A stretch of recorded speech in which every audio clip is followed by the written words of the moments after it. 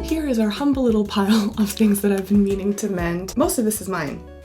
This is from a friend. When you know how to sew, this is what happens. People will just ask you to sew stuff. Oh my gosh, she even marked it with a little tab. Okay, I think I'm just gonna go in with pliers to reorient the little metal tabs and then stab the pearl back on with a little bit of fabric glue, and hopefully that will hold it all together.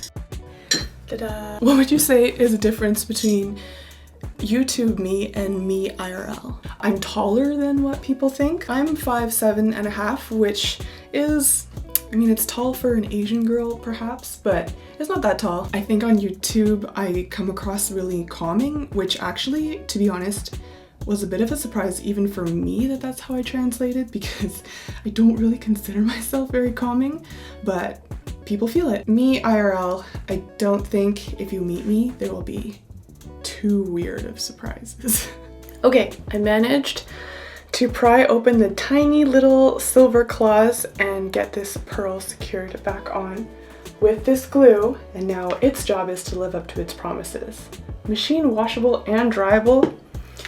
Bold. What has your experience been being a YouTube / content maker, however you identify? It's been pretty fun, to be honest.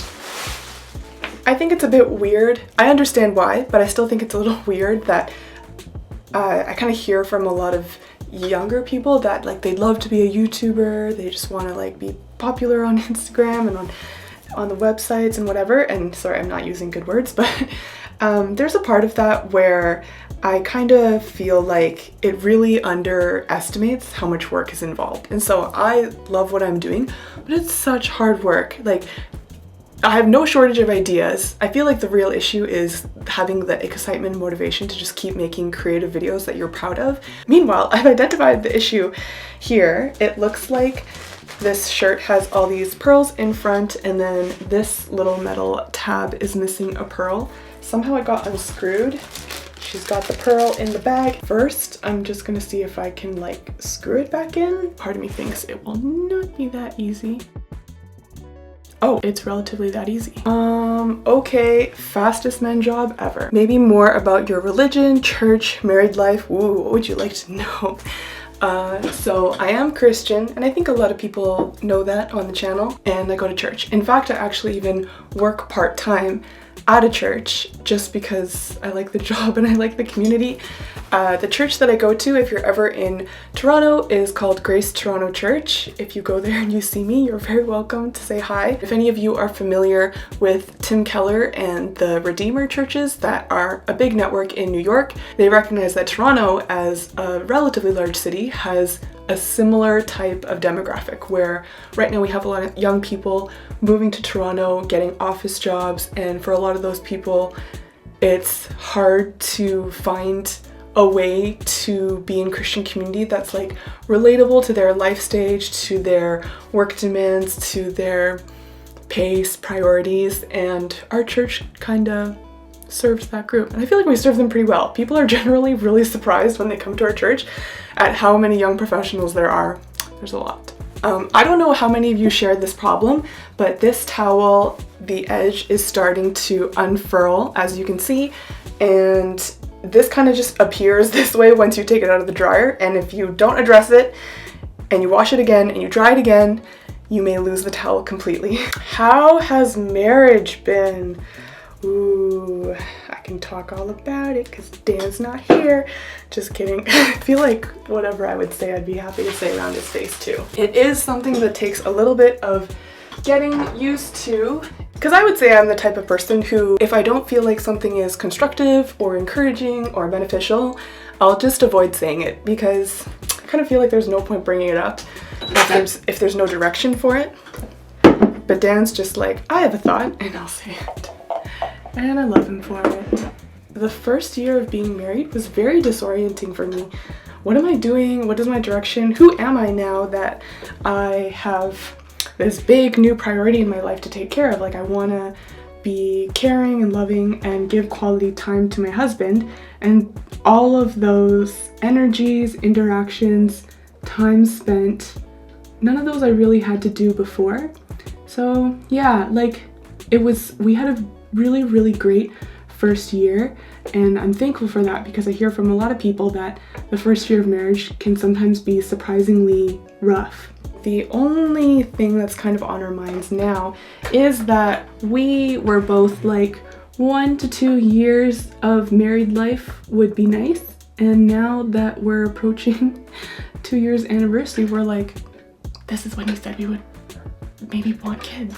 And I'm kind of like terrified of it now. I'm trying to think about it and like listen to mom podcasts and spend time with babies and talk to my friends who are moms and just feel nervous, but I don't know. Whatever happens, I hope you'll stick around for the journey. Yay! You are healed! Happy towel. Marie Kondo. What got you into sewing and what do you like about it? My mom taught me when I was a kid, and we'd take like leftover fabric from little dresses and outfits that she made for me, and then I would take the leftovers and make like little mini outfits for my dolls and stuff like that. I think that's a common story for a lot of people who are my age and know how to sew. And then later when I was in university, that's when I decided to start my YouTube channel. I honestly just really wanted a channel, and sewing was hopefully like the one unique skill I thought I could bring to the table at the time. And okay, also this is another towel, so I think we can all guess what is about to, aha! There's some fraying. We're gonna use a zigzag stitch from my mama and the internet. It's almost as if the longer I've been doing sewing in YouTube, the more I care about it and the more I learn through it, and so I just keep doing it. Okay, I'm gonna sew the zigzag stitch. This is good. Thank you for keeping me company while I mend my clothes. How's life really? I definitely do have a very close attachment to how I feel about my work, to how I feel about my life.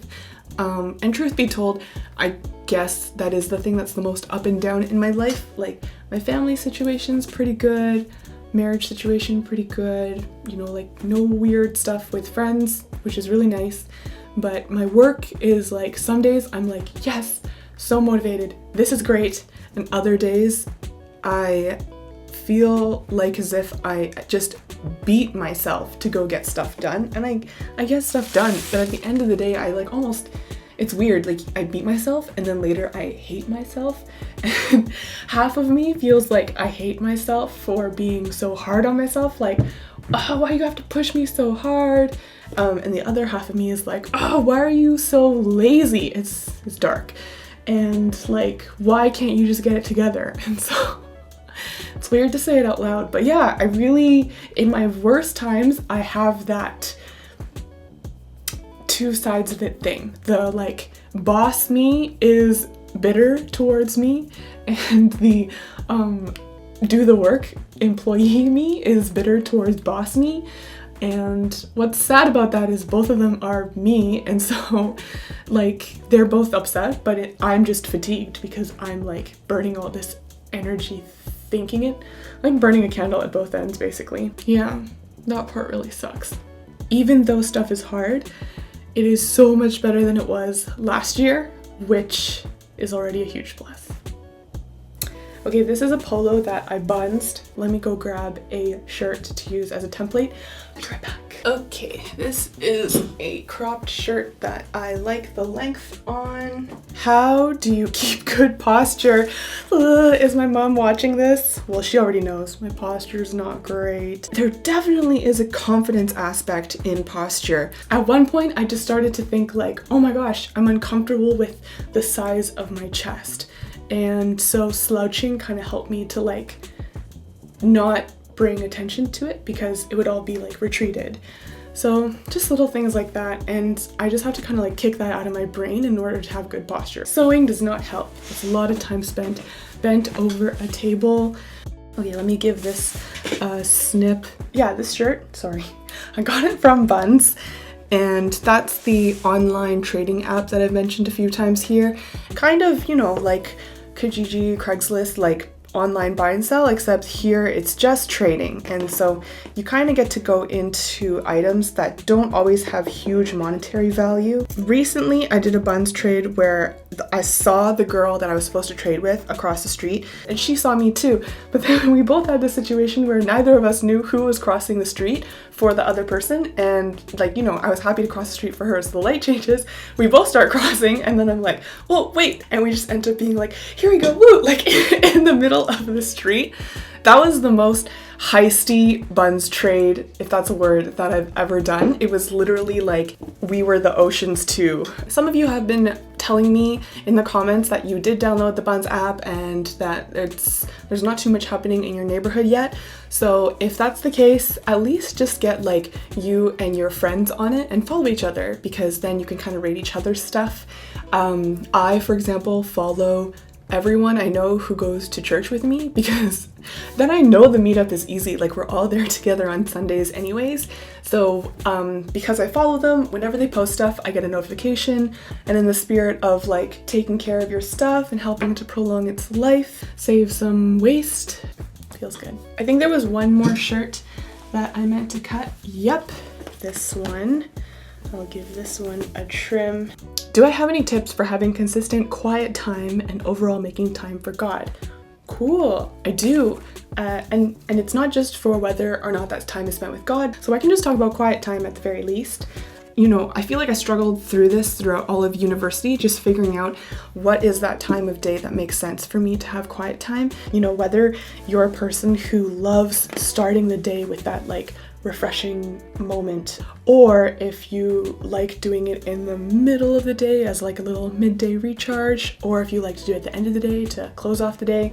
All of those are fine, but I do think it's good to be consistent. And for me, morning is definitely the one that works best for me. Oh gosh, oh gosh, oh gosh. Okay. What quiet time looks like for me is I have like a devotional book called Table Talk that I read through. They have like a new article every single day that has some reflection and teaching. I'll spend some time reading the Bible, praying, and just like writing down some thoughts in case anything's floating around in my head. I probably underestimate how useful it is, because I do find that I'm a naturally introspective person and think a lot about what's going on in me and how do I feel. I have close friends who are not as introspective, and I've discovered that it isn't until that dedicated time is like set up and they kind of can like sink into it for a while that they start to realize like, I do have thoughts, I do have feelings, I do have things I want to process. I think those are important to work through because it's like yourself growing and learning from experience. And sometimes you can just experience but not grow and learn until you let that processing part happen. Do you have a routine or ritual to continue motivating yourself to be creative and work on projects? Is that your personality type to continue the hustle, or do you have low points and get stuck in a funk? Oof. Over last year, I got a lot better at establishing my own routine and ritual, and it was because last year was one of the first times I really started to hit the funk wall. And like constantly I would be like, I know the videos I planned, I know what I wanted to do, and I just couldn't even bring myself to do them. Maybe it was because I was scared I couldn't do them well, and I'm not embracing like that learning process. All I'm thinking about is it gonna work out? Is it gonna succeed? And if I can't see it, if it's not within grasp, I can feel my motivation slipping.